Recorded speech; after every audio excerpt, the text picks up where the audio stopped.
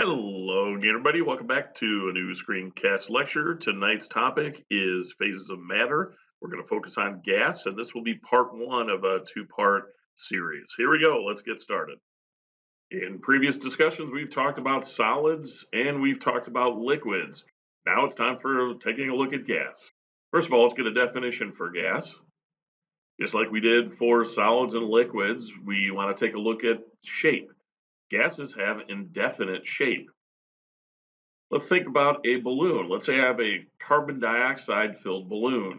I can change the shape of the container, in this case the balloon, by squeezing it. So when I squeeze it, the shape of the balloon will change.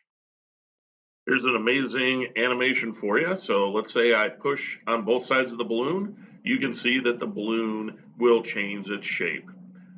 Does the gas inside the balloon change its shape? Well, sure it does. All right, the shape of the gas will change if the shape of the container changes.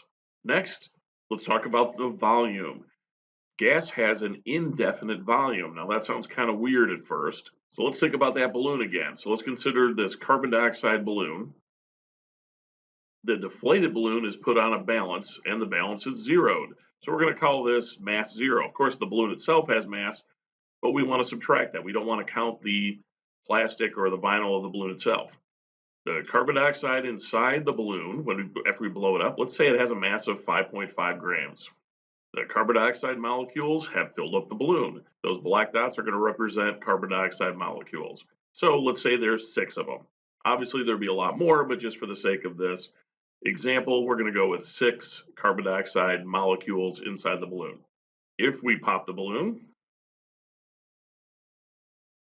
pop. What happens? Well, if we pop the balloon, do the molecules of carbon dioxide just stay put where they were previously before the balloon was popped? No, of course not. They're going to spread out and fill the room. This clip shows a balloon bursting in slow motion. Look at the powder added to the inside of the balloon. This will help you to visualize the motion of the gas particles as they're able to escape the pop balloon. Let's take a look at that clip.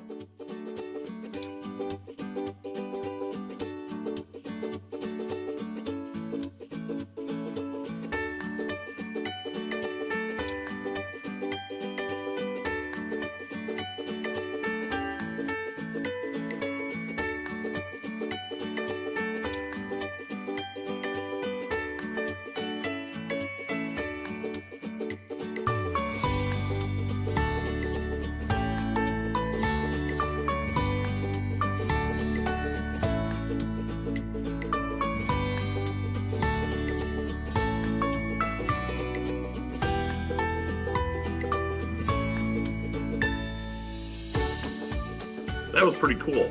And from that video, we can see that those particles are going to spread out after they are able to escape the container of the balloon. Here we can see the particles moving around. So now they were here, and now they're here, and here, and here. We still have 1, 2, 3, 4, 5, 6 of them. They're going to keep spreading out. They're going to fill up the room as far apart as they can get. Pretty amazing animation there. Am I right? That gas is going to expand until it fills the entire container. In this case, the container is the room. Now, here's the tricky part about volume not being set. So the volume can increase, but did the amount of carbon dioxide gas particles increase?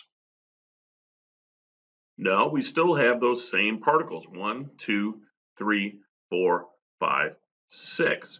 It's the same number of particles. They just spread out and take up more space. So in other words, we haven't increased the mass of the gas. The volume of the gas has increased because it's spread out, but the mass has not. As we see, gas does not have a definite volume. If the volume of the container increases, the volume of the gas will do what? So if I have 6 gas particles in this container, if we put the same 6 gas particles in a larger container, what will happen to its volume? Will it increase, decrease, or stay the same? Well, it's going to increase. So if we were to increase the size of the container, the particles will have more room to move and they will continue to spread out. They'll spread out as far as they can go. How do the particles in a gas behave? The big thing is that they are not closely packed together. They will spread far apart. So we want to contrast that to solids where the particles are very close together. And we want to contrast it with liquid where the particles are close together as well. So gas, they're much further apart than either solid or liquid. They move much faster than particles in a liquid. We don't have to say they move faster than particles in a solid also because we already know that particles in a liquid move faster than particles in a solid. Therefore, if the gas particles are faster than the liquid, then it's logical to think that the gas particles are also faster than the particles in a solid. The gas particles are restricted only by the size of the container. Again, in contrast to solid, where the particles stay in the same shape, or liquid, where the particles will change shape depending on the container, but the particles in a liquid are restrained by the surface of the liquid itself. And the big thing when we talk about energy is that gas is much higher energy level than particles in a liquid. Particles in a liquid have more energy than particles in a solid, but it's not significantly more. It's a little bit more for a liquid versus a solid, but it's a whole lot more energy in a gas as compared to a liquid. Let's take a look at that visually. So if we have a solid, the energy level in a solid could be, say, this much. Has energy, particles are moving, they're vibrating, but they're staying in place. The liquid, they're going to be able to have a little bit more energy.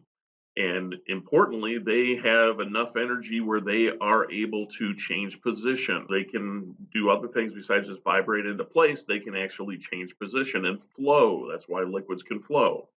But gas has way more energy than particles in a liquid. Particles are much further apart and they can change position very, very fast. That's really key. So going from a solid to a liquid, you need to add energy. Going from a liquid to a gas, you need to add a ton more energy. This clip will demonstrate that particles in a gas will spread farther apart or increase in volume as the amount of energy in the gas increases. So take a look at what happens. Yes. Most people think of steam as what we see right here. Can Sure. you kind of Yeah, see it kind of coming off right here? Right and there. if you can't see it very well, kind of against the black, There you can go. kind of see. Yeah. There it is. So there's our steam that's there.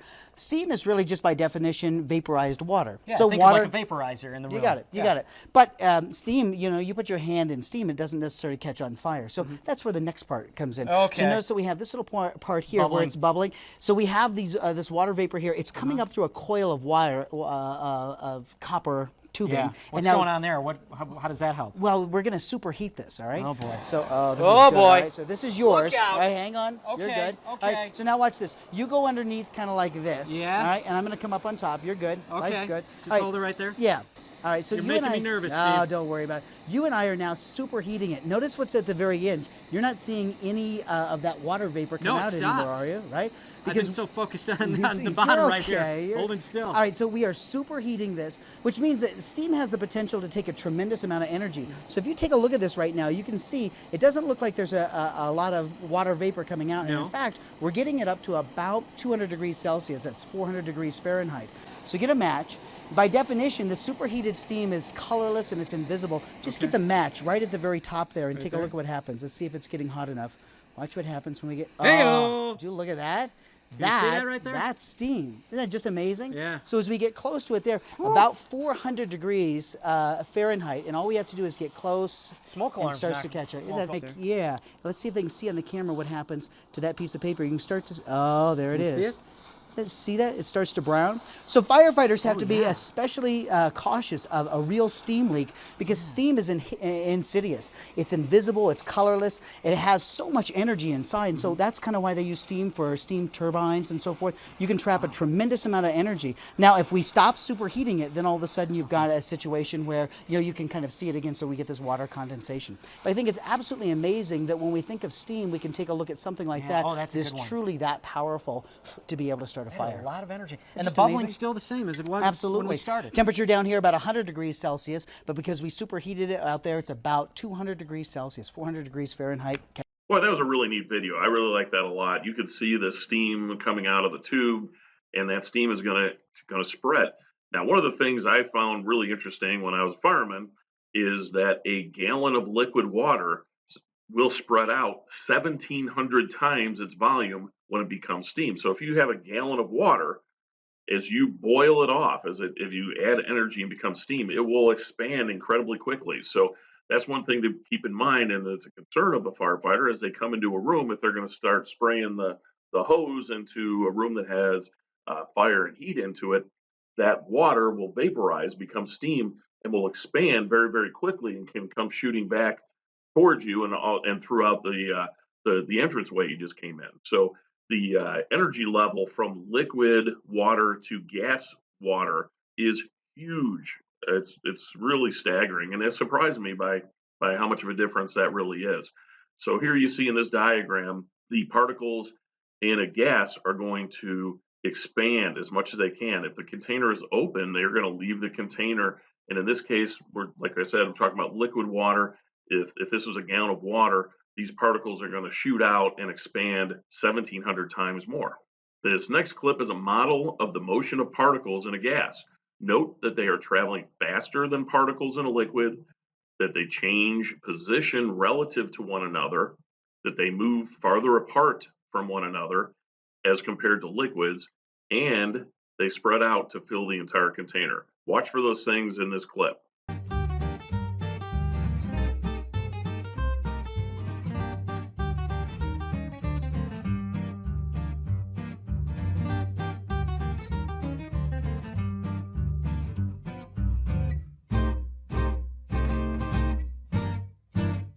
Particles of a gas are separated from each other, move in straight lines, and in a completely random manner. They change direction only when they collide with each other or the container. All right, we did an analogy before about the particle motion. We did an analogy for particles in a solid, and we talked about students sitting at a desk, wiggling around in their seats. And the key there, though, is that they do not change position relative to one another. That was an analogy for particles in a solid. We also learned about an analogy for particles in a liquid, where the students are free to get out of their seats and walk around. They have enough energy to change position relative to one another. So that's solid and that's liquid. So now, of course, now we need an analogy for particles in gas. Now, this is a little trickier. So in this case, we're going to change from students to bees. So imagine if there was a group of bees in this classroom, how would they act? Where could they go? Let's assume that the room is sealed tight, the windows aren't open, the doors aren't open. Well, the bees can fly around anywhere in the room. So they'll spread out, they'll fly around up, down, back, forth. They can go anywhere that they can go. However, they are finally restricted to the classroom walls and ceilings themselves. They can't get out. Well, guys, that's the end of this first section. Hope you learned something. Go ahead and take a break. If you're ready to roll to the second section, check that one out. Here we go. See ya.